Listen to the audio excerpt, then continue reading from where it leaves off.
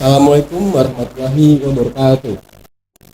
Selamat datang di Populai Podcast. Kita udah jadi kita ada dua. Oh, Ibu, Halo, sehat. alhamdulillah. Ibu sendiri gimana nih? Alhamdulillah. Di sini saya sendiri akan membawakan podcast ini sampai selesai. Di sini kita akan membahas perkuliahan sekarang jadi fokus saya di khususnya di bidang program studi informatika ya. Ini seperti pertanyaan pertama ya Bu, menurut Ibu apa aspek penting yang harus diperhatikan oleh mahasiswa terkait panduan kampus dan kurikulum untuk mendukung keberhasilan? Jadi untuk panduan sendiri kan kita ada beberapa panduan ya. Tapi kalau untuk secara general ya, panduan yang harus dipegang banget itu adalah panduan akademik yang memang itu berisi kurikulum. Nah, jadi setiap angkatan itu punya panduan akademik masing-masing dan mahasiswa bisa mengakses di web FP. Nah, jadi jangan sampai nih misalkan angkatan 2021 lihatnya panduan akademik untuk angkatan 2022 gitu ya, atau 2023 gitu. Karena setiap angkatan itu susunan mata kuliahnya itu mungkin saja berbeda. Ya, contohnya aja nih di kurikulum 2020 itu belum ada kurikulum 2018 itu belum ada mata kuliah pengayaan. Nah, kurikulum 18 ini kan dipakai sama 18, 19, 20. Kalau di 2021 itu sudah ada mata kuliah pengayaan. Jadi jangan sampai nih anak 2020 ngakses yang 2021 ya. Jadi nanti ini terjadi juga soalnya. Di semester ini angkatan 2020 itu ambil mata kuliah pengayaan. Itu karena dia nggak tahu gitu ya. Kirain ini dari nama sih, mungkin namanya mirip gitu ya. Kirain ini mata kuliah wajib gitu. Karena ya itu ya mungkin kurang tahuannya mahasiswa gitu ya, bahwa di setiap angkatan itu kita punya panduan kurikulum yang berbeda gitu. Itu sih mahasiswa harus tahu ya, harus pegang banget lah namanya panduan akademik. Kita harus tahu jumlah SKS total. Itu penting banget ya. Jumlah SKS totalnya berapa sampai lulus. Kemudian mata kuliah wajibnya harus SKS, mata kuliah pilihannya harus SKS, terus wajib peminatannya SKS. Gitu. Karena banyak yang nanya lagi ke saya. Gitu. Jadi saya udah ambil mata kuliah pilihan ini dan ini, saya harus ngambil lagi atau nggak usah? Gitu. Nah, sebenarnya kan itu bukan pertanyaan yang nggak usah ditanya lagi gitu ya, tinggal dibaca aja. Dan kalaupun ada pertanyaan ya tidak perlu sampai ke Kapodi gitu ya nanyanya. Jadi setiap mahasiswa itu kan punya yang namanya dosen PA ya. Nah, ditanyakan ke dosen PA. Jadi sebenarnya PA itu perpanjangan prodi. Gitu. Ya, karena mahasiswa kan banyak ya jumlahnya gitu. Jadi saya itu mungkin saja nggak bisa jawabin satu-satu ya. Jadi kalau misalkan ada pertanyaan-pertanyaan yang terlalu terlalu ya istilahnya receh lah ya, maksudnya bisa dicari sendiri gitu jawabannya, saya suka skip atau saya bilang tanya dosen PA-nya.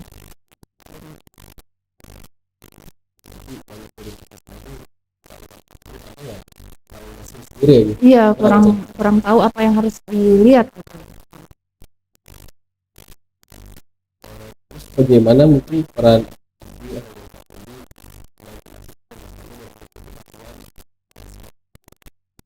Nah, untuk panduan ini banyak ya, misalkan untuk angkatan yang mau skripsi nih, berarti saya harus nge-push soal panduan skripsi ya, panduan penulisan skripsi.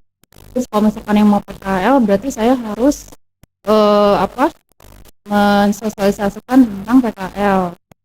Kemudian kalau untuk yang secara general ya tadi ya panduan akademik. Nah, tapi untuk yang khusus-khusus ini gitu ya, biasanya saya suka share di grup angkatan. Kan saya ada tuh di grup angkatannya masing. Jadi biasanya menjelang misalkan mau sidang PKL atau seminar proposal atau sidang skripsi, saya mengingatkan kembali ini loh link untuk download panduan gitu ya, jadi baca sendiri di situ ya.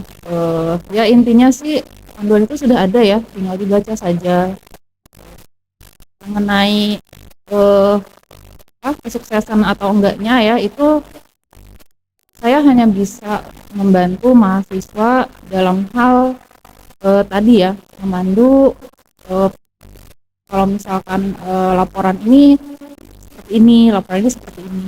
Cuma masalah konten ya, mungkin saya tidak mampu untuk membimbing ya sampai ke konten banget gitu ya, karena itu kan datanya masing-masing pembimbing ya. Kalau di seminar proposal ada penginstruksi ya, di PKL itu ada dosen PA ya, terus di sidang juga ada pembimbing skripsi.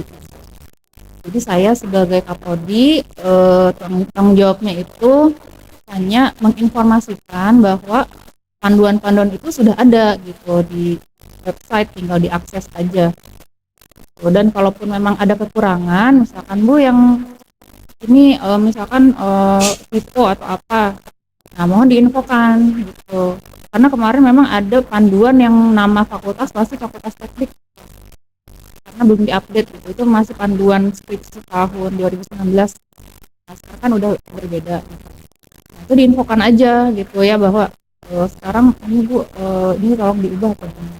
Jadi tolong diinfokan, karena kemarin banyak yang benar-benar ngikutin panduan tapi ternyata nggak ngecek bahwa nama fakultasnya masih sama. Jadi begitu tanda tangan saya tolak gitu, oh ini namanya fakultasnya belum berubah nih gitu, ubah sendiri gitu, tapi di panduannya masih itu Bu gitu. Nah itulah perlunya berpikir kritis ya. Jadi apa namanya, jadi mahasiswa pun boleh gitu ya mengkritisi kalau memang itu ke arah yang benar gitu ya. Jadi kalau misalkan memang salah ya, kita ya saling mengoreksi aja. Ya untuk panduan ya nggak apa-apa, saya aja. Jangan kalau ke dosen PA ya atau dosen pembimbing skripsi, mereka tidak tidak ikut dalam menyusun gitu. Yang ikut menyusun itu kemarin memang ada timnya ya, dan semua kaprodi itu masuk ke dalam tim penyusunan panduan. Walaupun ada juga dosen lain ya yang terlibat, tapi yang tanggung jawab itu ya kaprodi gitu. Itu ya panduan.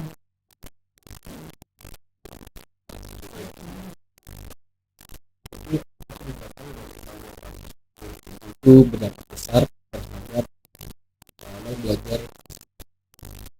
Pengalaman belajar ya, sebenarnya kalau pengalaman belajar bukan dari panduan ya, pengalaman belajar itu dari motivasi mahasiswanya sendiri gitu ya, dari kedisiplinan mahasiswanya sendiri gitu. Jadi kalau di kampus itu memang agak berbeda ya belajarnya dengan waktu di SMA.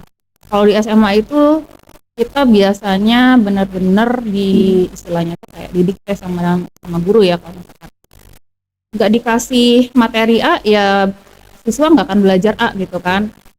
Terus kalau nggak dikasih tugas ini ya si siswa ini nggak akan mengerjakan itu. Nah kalau di kuliahan ya, sebenarnya peran dosen itu lebih kepada fasilitator gitu. Apalagi sekarang udah masa-masanya student centered learning ya. Jadi kalau dulu itu memang teacher centered gitu ya. Jadi kalau mungkin sekarang SMA SMP pun sudah mulai student centered gitu. Nah, kalau kuliahan tuh sebenarnya dari dulu itu udah student centered. Jadi artinya apa? Artinya si dosen ini ya hanya sebagai fasilitator. Artinya jika ada pertanyaan-pertanyaan dari mahasiswa ya, nah itu silahkan ditanyakan. Jadi artinya yang punya masalah atau yang membutuhkan ilmu itu si mahasiswanya. Gitu. Nah, untuk materi ya, materi yang diberikan di kelas ya, itu biasanya hanya seperberapanya yang aslinya gitu. Ya, jadi kalau misalkan textbook itu, kalau kalian lihat ya, textbook yang dipakai di kuliahan itu kan tebal-tebal ya. Nah, pertemuan kita itu kan cuma total 14. Nah itu nggak mungkin cuma satu pertemuan, kira-kira kan paling lama kalau yang 2 SKS 100 menit ya.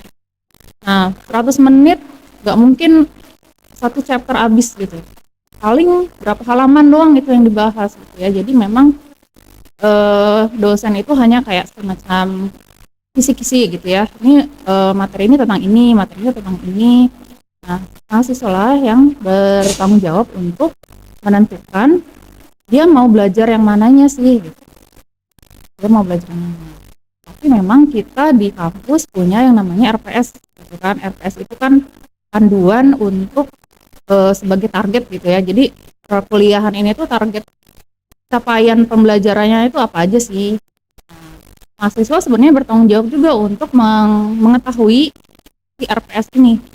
Jadi untuk mata kuliah A nih misalnya, ya saya itu berhak dapat kompetensi apa aja. Nah, mahasiswa tuh harus tahu, gitu ya. Kalau misalkan dosennya nggak memberikan itu, mahasiswa berhak untuk menuntut itu. Kan Bu, kalau di RPS kan kita dituntut untuk bisa ini Bu. Gitu ya. Nah, tolong dong Bu dikasih tahu kita untuk mempelajari ini misalnya. Itu boleh seperti itu. Gitu, mahasiswa. Jadi karena dosen itu istilahnya enggak, yang lebih aktif itu ya mahasiswa. Ya mahasiswa yang harus lebih aktif. Tuh, kadang dosen cuma ya bisnis as usual ya, artinya tuh dia tiap tahun ya mengajar seperti itu. Kalau misalkan mahasiswanya pasif ya nggak ada apa ya, nggak ada improving juga sih gitu dari setiap pembelajarannya gitu, karena ya berapa banyak sih dosen yang benar-benar mengupdate materi gitu ya. Mungkin ada sih yang rajin gitu ya, tapi ya kalau misalkan mahasiswa nggak kritis ya, biasanya dosen pun mahasiswanya juga nyantai-nyantai, ya udah saya juga nyantai gitu kan. Tapi kalau mahasiswanya kritis nih, itu biasanya memacu dosen untuk lebih rajin lagi untuk mencari update. Jadi kita itu di kelas itu interaksinya tuh timbal balik sebenarnya, nggak cuma satu arah dari dosen, tapi biasanya itu dinamikanya itu dosen itu melihat bagaimana reaksi dari mahasiswa. Kalau misalkan mahasiswanya semangat, biasanya dosen lebih semangat lagi. Tapi kalau mahasiswanya nggak semangat nih, wah, karena itu udah ya hukum alam ya. Kalau saya melihat dinamikanya seperti itu. Jadi kalau saya ngobrol-ngobrol nih di ruang dosen ya, sama dosen gitu ya. Dan setiap angkatan itu punya karakteristik berbeda ya. Jadi kalau misalkan si dosen ini ngajar kelas A nih, ini rajin, dia akan lebih rajin juga gitu untuk memberikan materi dan memberikan latihan soal. Tapi begitu ke kelas B, dia wah kelas ini udah mah pada males, telat-telat, terus udah gitu nggak ngerjain tugas.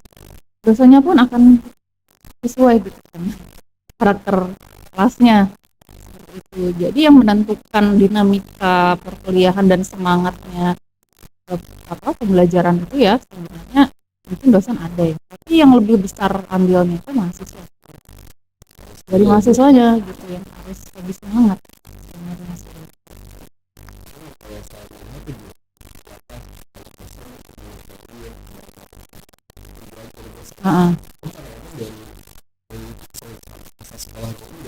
Tidak terbiasa untuk berpikir kritis.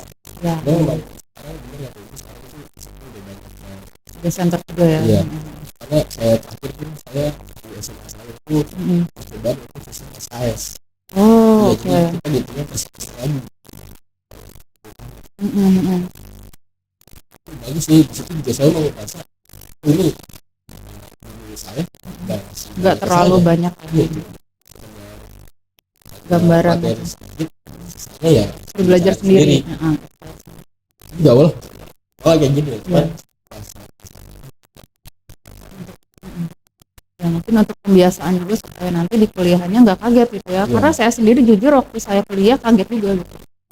Saya waktu SMA terbiasa ya itu ya, saya cuma pasif nunggu materi gitu ya, di rumah itu saya cuma ngerjain tugas yang dikasih sama guru. Selain itu saya nggak cari-cari lagi.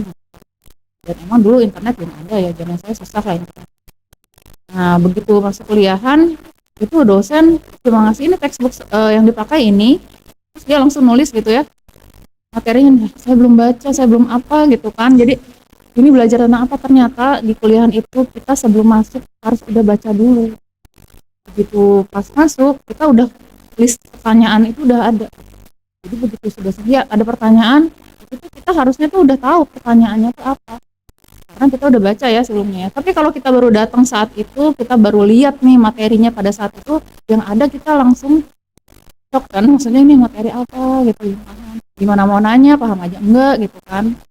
Nah jadi memang itu kuncinya ya kalau di kuliahan itu. Karena kan kita sudah ada RPS nih, jadi udah ada RPS, udah ada textbook, udah ada slide juga ya. Jadi sebelum kuliah itu mahasiswa tuh udah baca dulu nih, oh besok kuliah tentang apa ya gitu. Udah saya lihat-lihat dulu deh, aduh saya nggak ngerti yang ini deh, nah, itu tandain highlight. Begitu besok dosen itu menerangkan, mungkin ada sebagian yang terjawab tapi ada juga yang enggak, misalkan enggak itu ya kita tanyakan lah itu insya Allah bikin kelas itu lebih hidup. Biasanya teman-teman yang biasanya pasif kalau ada satu aja yang nanya itu ikut tergerak untuk nanya juga gitu, pengen tahu juga gitu apa namanya cara untuk menyelesaikannya gimana. Berdiam, yang pertama paham, yang kedua emang nggak didengerin gitu dosennya, maksudnya ya mahasiswanya mikir yang lain gitu ya, nggak fokus ke kuliahan gitu. Nah jadi kalau misalkan nggak ada feedback, dosen akan menganggap ya udahlah mahasiswanya juga nggak peduli nih sama materi, atau mahasiswanya memang beneran paham nih, ya udah terus aja gitu kan, padahal mungkin banyak yang nggak ngerti di situ. Itu sih. Ya kalau memang saya melihat sih banyaknya emang seperti itu ya, karena emang menurut saya mungkin banyak mahasiswa yang masih belum paham soal sistem pembelajaran di kuliah. Sebenarnya nggak apa-apa, nanya aja. Gak apa ya, Bi? Iya, di tengah-tengah nih misalkan lagi jelasin, misalkan udah ke skip slide-nya, misalkan Bu maaf yang tadi bisa tolong dijelaskan ulang nggak, yang saya kurang paham bagian ininya atau apanya. Nah itu sebenarnya kalau saya pribadi ya sebagai dosen, saya lebih suka seperti itu. Saya lebih suka diinterupsi pada saat saya menjelaskan daripada nih udah selesai terus saya udah keluar kelas, ada satu yang ngejar saya, Bu yang tadi tuh maksudnya gimana sih, saya pernah kayak gitu soalnya. Terus ya gimana ya, saya mau jelasin tapi cuma kamu dan yang denger gitu, saya pengennya yang lain juga denger, kenapa tadi nggak di kelas? Ya Bu saya malu. Nah itu, jadi sebenarnya malu bertanya sesat di jalan ya itu. Kayak gitu maksudnya. Iya, kadang ada yang malu, ada yang takut. Iya, padahal mah dosen itu ya tadi ya sebagai fasilitator ya. Jadi kalau misalkan masih nganggep kayak SMA itu ya janganlah, udah harus berganti sekarang mindsetnya. Mungkin saya mau bahas tentang MBKM. Iya boleh. Ya. Mungkin bisa menjelaskan dulu biar teman-teman tahu MBKM itu apa sih, program apa yang ada?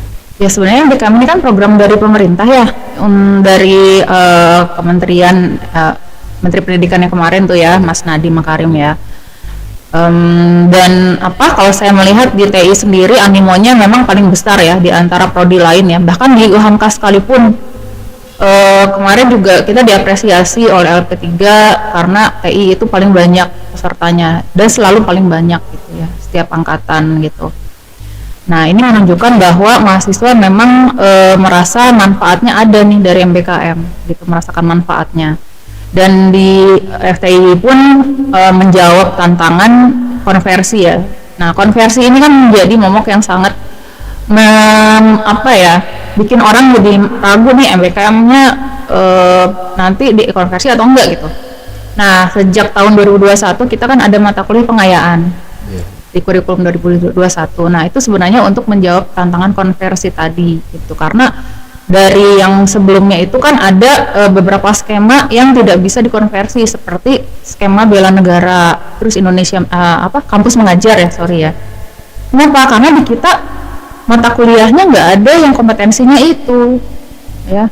Jadi kalaupun mau dikonversi nggak sampai 20 SKS-nya gitu. Nah dengan adanya mata kuliah pengayaan ini memungkinkan adanya fleksibilitas skemanya gitu ya, mau skema apapun itu ada kita, mau dari soft skill, hard skill, terus dari sisi akademik, non akademik, ada semua ya di pengayaan itu. Seperti itu. Jadi jangan khawatir kalau misalkan mau ambil MBKM ya silahkan lah gitu. Dan untuk konversi dan insya Allah dijamin kira-kira maksimal kan 20 SKS ya. Nah yang sudah berlaku selama berapa batch ini ya, dari mulai 2021 sekarang ke 2024 ya, udah sampai berapa tahun berjalan ya. Alhamdulillah mahasiswa tidak ada keluhan ya masalah konversi, karena difasilitasi untuk sampai maksimal 20 SKS. Seperti itu sih.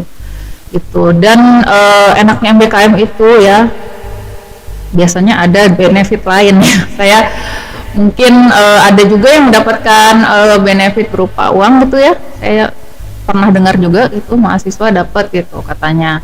Ya mungkin nggak semua ya, tapi ya memang yang utama sih pengalaman ya, pengalaman yang mungkin tidak didapatkan di kampus ya, di dalam kelas gitu, karena kan memang mereka langsung terjun ke lapangan gitu ya, baik yang ada yang di luar pulau gitu ya, ada yang langsung ke masyarakatnya, ada yang di perusahaan gitu, ada yang di sekolahan. Jadi menurut saya itu membantu banget mahasiswa untuk mendapatkan pengalaman terutama soft skill.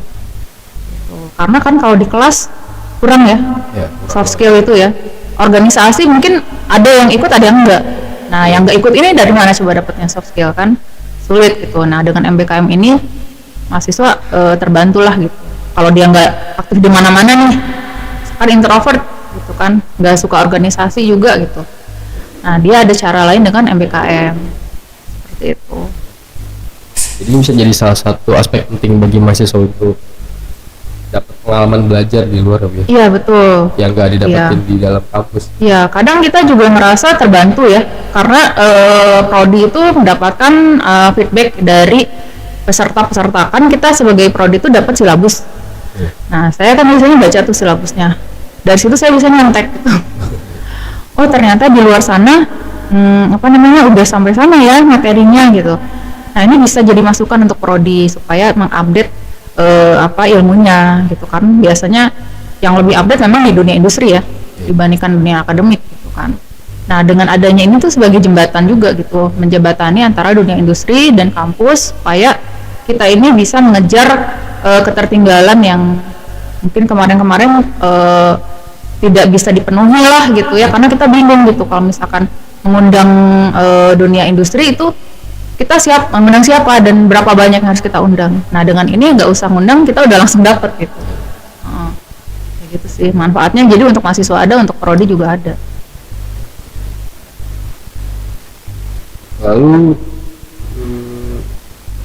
menurut Ibu bagaimana MBKM ini bisa meningkatkan relevansi pembelajaran dengan kebutuhan pasar kerja atau industri? Ya, alhamdulillah sih dari beberapa mahasiswa yang ikut MBKM itu banyak yang berlanjut bekerja, terutama yang magang ya. Yang magang itu saya lihat ada beberapa mahasiswa yang setelah lulus lanjut kerja di situ juga, bahkan sampai sekarang dia masih di situ juga ada. Gitu angkatan berapa ya? 2018 ya. Kebetulan dia bimbingan skripsi saya gitu. Jadi dia betah gitu ya di situ. Dan ada juga angkatan 2020 ya, jadi dia sudah magang di situ dan udah dapat deal sama perusahaannya bahwa nanti kamu udah kerja di sini aja gitu. Banyak yang seperti itu.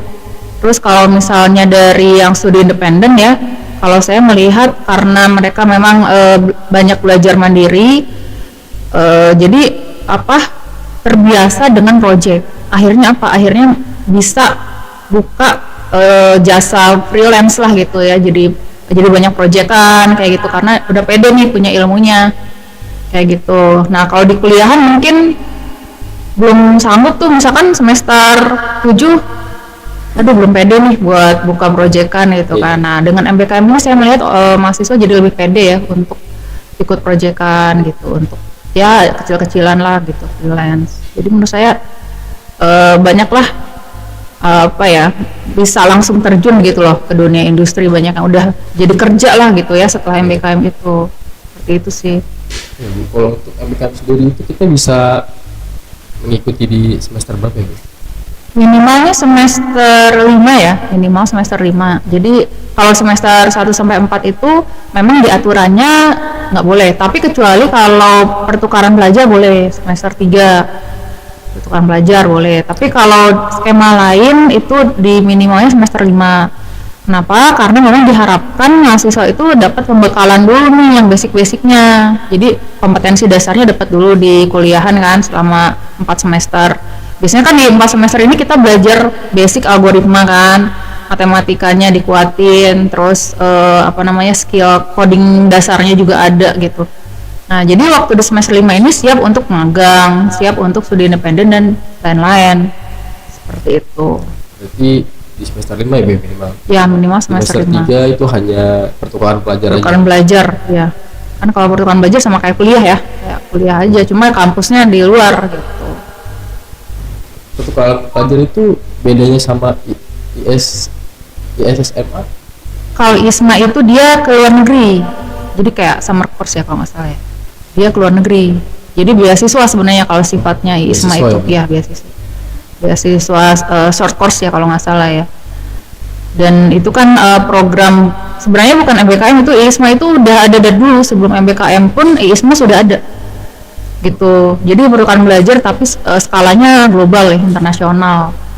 Nah, kalau kaitannya dengan konversi apa ya, kita punya konversi juga, aturan konversi untuk yang pertukaran pelajar itu bisa kayak MBKM juga yang ISMA itu. Tuh, Bisa masuk ke sana. bisa masuk. Jadi nanti dia berapa bulan misalkan ya di luar negeri, pulang-pulang dapat konversi berapa SKS. Gitu bisa.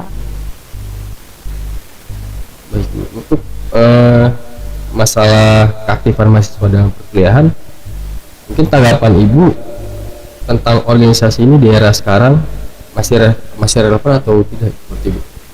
Kalau menurut saya organisasi ini organisasi kemahasiswaan selalu relevan ya, karena memang kalau nggak ada organisasi kemahasiswaan, prodi itu kurang dinamis lah. Jadi kegiatannya tuh cuma monoton ya, cuma perkuliahan aja ya, tidak ada kegiatan non akademiknya gitu. Sedangkan yang namanya anak kuliahan ya, itu kan harus ada kurikuler, terus ekstrakurikuler sama co-kurikuler gitu kan.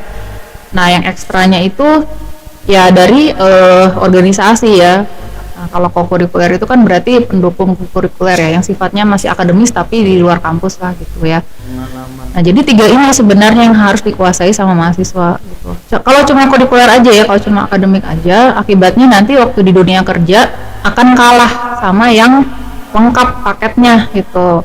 Waktu diwawancara dia nggak pede ya, nggak bisa membawa diri, nggak bisa menjawab pertanyaan walaupun dia pintar nih misalnya, tapi dia akan kalah sama yang pede walaupun nggak terlalu pintar gitu. Itu akan terlihat nanti ya kalau di seleksi kerja ya. Terus kalau misalnya yang punya pengalaman organisasi itu biasanya akan terlihat pada saat menuliskan CV ya, nanti kan banyak tuh ya. Itu akan lebih menjual gitu, portofolionya banyak, kok dia udah aktif di mana-mana nih gitu ya. Dan kalau saya lihat ya, banyak pimpinan-pimpinan perusahaan itu yang dulunya tuh aktivis kayak gitu kan, jadi jarang yang murni benar-benar cuma kuliah doang gitu ya. Mereka juga emang dulunya waktu kuliahnya itu aktivis di organisasi atau aktivis di mana gitu ya. Ya berarti itu memang membantu mereka untuk mencapai posisi itu. Kalau yang emang cuma akademik doang ya mungkin bisa sukses ya, tapi chance untuk suksesnya lebih sedikit karena kan posisi-posisi yang memang membutuhkan akademik doang itu ya apa sih, misalkan jadi peneliti gitu kan. Nah, peneliti di Indonesia berapa peluang untuk dapat posisi itu ya kan, instansinya juga nggak banyak ya. Nah, seperti itu sih. Jadi ya organisasi penting ya, karena prodi juga membutuhkan. Kita juga kan simbiosis mutualisme nih gitu ya. Misalkan kalau saya butuh sosialisasi ke mahasiswa nih, biasanya saya minta hima untuk bantu gitu kan. Terus kalau misalnya ada kerjasama nih yang bisa meningkatkan skill mahasiswa, nah saya minta juga hima untuk coba diurus gitu ya, misalkan kerjasamanya. Jadi seperti itu sih. Karena nggak mungkin kalau prodi itu jalan sendiri ya, apalagi mengurus mahasiswa yang sebanyak ini. Jadi kita memang harus saling bersinergi lah gitu. Seperti itu. Kalau dibilang masih relevansi ya masih relevan ya biar. Iya, harus terus ada lah organisasi kemahasiswaan ini ya, selama memang arah yang positif ya gitu. Ini saya mau bacain dari pertanyaan teman-teman Bu, mengenai tentang sertif hima itu bisa dikonversi apa tidak ya Bu? Soalnya dari pertanyaan dari Mas ini sendiri masih belum ada kejelasan katanya. Oh gitu. Ya sebenarnya kan kita punya panduan mata kuliah pengayaan, kan bisa diakses juga di website ya.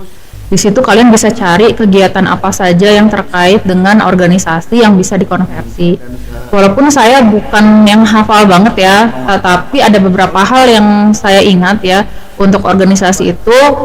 Kalau pernah jadi ketua panitia gitu, ketua, sekretaris sama bendahara. Jadi sebisa mungkin ya yang namanya anak hima itu berlomba-lombalah membuat kegiatan yang positif ya, sehingga semuanya itu kebagian jadi panitia inti gitu. Jadi gilirannya tuh semua dapat kayak gitu. Terus kalaupun nggak kedapetan ya, buatlah acara yang sifatnya luarannya itu ada produk. Kayak kemarin tuh angkatan yang kemarin dia bikin workshop ya, workshop yang luarannya produk. Nah itu dianggap sebagai project independen, setara berapa SKS gitu kalau nggak salah, 3 SKS ya kalau nggak salah tuh. Jadi tuh lumayan gitu, walaupun dia hanya peserta tapi dia mendapatkan benefit lumayan berapa SKS karena tadi luarannya produk gitu ya. Terus kegiatan lain misalnya jadi pengisi acara, kalau nggak salah ada ya di panduan itu, mahasiswa bertindak sebagai pengisi acara, misalnya jadi narasumber. Kalau nggak salah ada deh narasumber, itu dapat berapa SKS kalau nggak salah di mata kuliah pengayaan yang sifatnya keterampilan komunikasi atau pengembangan talenta gitu, saya lupa deh. Nah itu ada tuh sebagai pengisi acara organisasi kemahasiswaan, bisa seperti itu. Nanti dicek aja di panduan pengayaan ya. Jadi nah itu mahasiswa tuh jangan malas membaca ya, semuanya sudah ada. Kalau nggak tahu gimana aksesnya bisa tanya ke dosen PA atau ke saya. Tapi kalau nanya sampai apa aja sih yang bisa dikonversi, wah itu mending baca aja deh gitu ya. Karena lebih detail kalau baca ya. Kalau saya kan udah hafal semua, kebetulan saya cuma mampu di mata kuliah pemecahan masalah kalau yang pengayaan itu. Jadi saya cuma hafalnya bagian saya aja gitu, pemecahan masalah seperti itu. Jadi dibilang udah jelas ya Bu ya? Iya sebenarnya ada semua di panduan pengayaan itu, kegiatan-kegiatan kemahasiswaannya itu sudah ada di situ semua, bisa dibaca sih seperti itu sih. Terus kalaupun cuma sertifikat itu bisa jadi SKPI kan ya. Iya. Tapi memang kalau untuk yang wajib kan ada 3 ya SKPI itu ya, PKM, TOEFL sama kompetensi TI kan. Iya. Nah kalau yang di luar itu ya boleh, tapi sebagai SKPI pendukung aja, bukan yang wajibnya. Nah yang wajibnya tetap harus ada sih. Gitu. Terakhir Bu, Ibu kan juga sebagai dosen ya di perkuliahan. Mungkin Ibu bisa menceritakan pengalaman yang berkesan selama Ibu proses belajar. Ya pengalaman sih banyak ya, tapi kalau yang saya ada pengalaman negatif, ada yang positif nih. Kalau yang saya mungkin negatif nggak saya bahas lah ya, saya yang positif aja deh. Nah kalau yang positif itu saya sering dapat mahasiswa yang memang benar-benar semangat untuk belajar gitu ya. Jadi di kelas itu yang tadi saya bilang dia aktif. Nah biasanya saya hafal tuh kalau yang aktif-aktif ya. Nah itu bikin saya semangat lah untuk ngajar. Dan saya paling berkesan itu ada mahasiswa yang waktu saya minta apa ya, saya bilang waktu itu ada yang bisa bantu saya nggak, misalkan untuk membuat, itu kebetulan saya ketua Teknoka ya, membuat website gitu, website Teknoka itu, walaupun imbalannya nggak banyak gitu ya. Nah saya di situ dapat mahasiswa yang memang benar-benar komitmen dengan itu ya. Alhamdulillah sekarang mahasiswanya juga udah sukses gitu ya di luar gitu ya, dia udah dapat posisi yang lumayan gitu, dan sampai sekarang juga masih kontak gitu ya sama mahasiswanya gitu. Jadi mahasiswa-mahasiswa yang udah pada lulus itu yang kenal-kenal sama saya sampai sekarang masih kontak sama saya gitu ya, masih suka nanya kabar gitu ya. Bahkan ada yang lagi S2, S2-nya juga ada yang di luar negeri gitu ya. Nah itu mahasiswa-mahasiswa yang berkesan ya, yang dulunya itu memang semangat belajarnya tinggi. Nah itu yang membuat saya tetap semangat untuk tetap mengajar lah gitu ya. Jadi yang bikin saya semangat itu sebenarnya mahasiswanya sih gitu. Kalau misalkan mahasiswanya semangat, saya juga semangat ya. Tapi kalau misalkan mahasiswanya itu kurang semangat ya. Biasanya saya waktu ngajar juga ya cuma sekenanya aja gitu. Istilahnya apa ya? Saya juga semangat mahasiswanya tetap kayak gitu ya, nggak ada peningkatan motivasinya. Jadi mau diapain juga dia tetap nggak mau berubah gitu lah. Ya akhirnya saya menganggap ini hanya pekerjaan aja lah gitu. Manapun termasuk. Tapi kalau misalkan mahasiswanya semangat, saya menganggap ini lebih dari pekerjaan gitu. Ini passion gitu. Jadi kalau misalkan ngajar itu kan kita berbagi ilmu ya. Nah itu sebenarnya kalau secara di agama itu ya yang namanya membagikan ilmu itu ya termasuk amal jariah ya. Nah itu saya sih alhamdulillahnya saya sebagai dosen gitu ya, jadinya dapat sheetnya lah gitu ya. Sheetnya itu amal jariah saya di situ dan nabung gitu ya. Saya ya mudah-mudahan sih saya dianggap lah gitu ya itu sebagai amal jariah saya. Nah itu sih sebenarnya yang apa ya yang bikin saya tetap semangat mengajar sampai sekarang gitu. Saya mengajar dari tahun 2013 ya. Berarti saya udah 11 tahun lah ya. Udah 11 tahun gitu. Jadi ya alhamdulillah saya belum bosan sih sampai sekarang sih, masih semangat terus untuk belajar karena memang saya sendiri merasa jadi dosen itu bukan saya yang pintar gitu. Jadi malah saya harus lebih banyak belajar dari mahasiswanya. Kayak gitu sih. Jadi memacu saya juga untuk lebih rajin belajar sih. Karena sering kali nih saya misalkan pernah dapat mata kuliah baru ya. Nah kebetulan mata kuliah ini saya kurang menguasai gitu. Jadi ya sebelum saya ngajar seminggu sebelumnya saya baca dulu gitu. Saya latihan soal dulu ya, saya ngerjain soal benar-benar saya ngerti. Nah baru saya pede ngajar. Jadi alhamdulillah dengan ngajar itu saya semakin pinter gitu malahan. Menambah ilmu. Iya jadi karena kan tuntutan sebagai dosen kan istilahnya harus lebih tahu dong dari mahasiswanya kan, kalau ini nggak tahu kan malu ya, malu lah gitu ya. Jadi ya itulah sih yang saya merasa manfaat sebagai dosen ya. Kan jarang-jarang loh pekerjaan jadi passion ya, pekerjaan jadi hobi itu kan jarang. Tapi saya merasa dosen itu ya bisa jadi hobi saya gitu, maksudnya bisa jadi passion saya dalam hal tadi ya mencari ilmu gitu. Kan namanya seorang muslim itu harus mencari ilmu ya, kewajiban ya.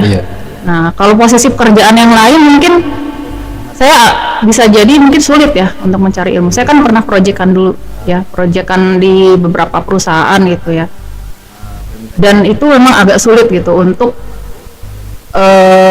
menambah ilmu itu sulit karena kan memang rutinitas kan ya, rutinitas seperti itu gitu. Dan itu kayaknya nggak cocok lah sama saya gitu ya. Alhamdulillah saya menemukan jalur profesi dosen gitu yang memang mungkin cocok lah sama saya gitu sampai sekarang. Seperti itu sih. Karena itu jadi passion dari diri sendiri ya. Iya, alhamdulillah jadi passion. Dan kalau dibilang sebenarnya kan kalau kerjaan itu memang harus 100% ya gitu, harus fokus gitu. Tapi saya merasa ini nggak jadi beban sih gitu. Jadi saya bisa tetap fokus 100% tanpa merasa ini jadi beban gitu sih. Karena ya saya menganggap ya tadi ya ini kan bisa jadi amal jariah saya gitu kan. Terus ini juga membawa manfaat untuk saya karena saya bisa nambah ilmu. Itu sih. Ya nambah relasi juga ya, mahasiswa itu ya alhamdulillah masih banyak yang ingat lah sama saya gitu. Nah itu bikin silaturahmi jadi makin banyak ya kan, makin banyak yang apa ya, silaturahmi itu kan katanya menambah umur ya gitu ya, bikin umur panjang gitu kan. Nah itu jadi alhamdulillah banyak hikmahnya lah gitu ya jadi dosen gitu. Saya mau menanggapi ya dari diri sendiri Bu mengenai dosen dalam mengajar. Saya juga banyak melihat dan mendengar juga dari teman-teman mahasiswa saya. Mungkin masalah belajar kan masalah selera ya. Mungkin ada yang sama dosen ini bisa menerima, ada yang enggak, cocok-cocokan gitu. Iya, Bahkan mungkin ada dosen yang nggak pernah kasih materi segala macam. Itu kita bagaimana sebagai mahasiswa menyikapinya ya? Menyikapi bagaimana, apakah kita bisa apa ya? Untuk terima aja atau gimana gitu ya. Nah itu kalau kita mau menyuarakan kita menyuarakan kemana ya? Soalnya banyak teman-teman saya juga bingung ya. Semester 1, semester 2 kan masih baru gitu. Jadi gimana ya? Malah basicnya nggak dapet ya? Iya.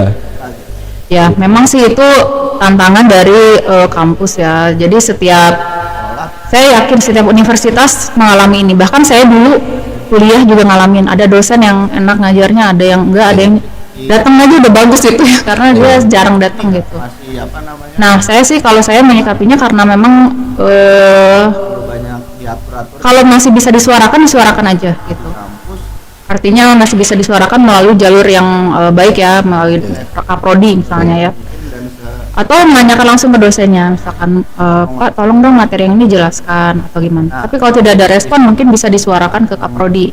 Nah nanti kaprodi bisa mengevaluasi buat coba apakah dosen ini layak nggak sih untuk ngajar ini. bisa Kan kita juga sebenarnya dituntut untuk menjaga mutu kan, Iya. mutu pengajaran gitu. Jadi nggak apa-apa disuarakan aja gitu. Tapi kalau misalkan mau disabarin aja deh, saya nggak apa-apa deh belajar sendiri, nah itu terserah gitu, terserah mahasiswanya. Tapi kalau misalkan mau kritis, mau bersuara ya silahkan disuarakan Nah, jadi ke prodi ya, boleh ke saya atau ke Pak Firman ya sebagai sekprodi gitu. Karena saya melihatnya itu mahasiswa itu menyuarakannya itu ke sekret, itu kayak jadi kayak gitu ibaratnya sekret itu kadang nyampein kadang enggak gitu ya, dan informasinya kan jadinya kurang lengkap ya, ini masalahnya apa.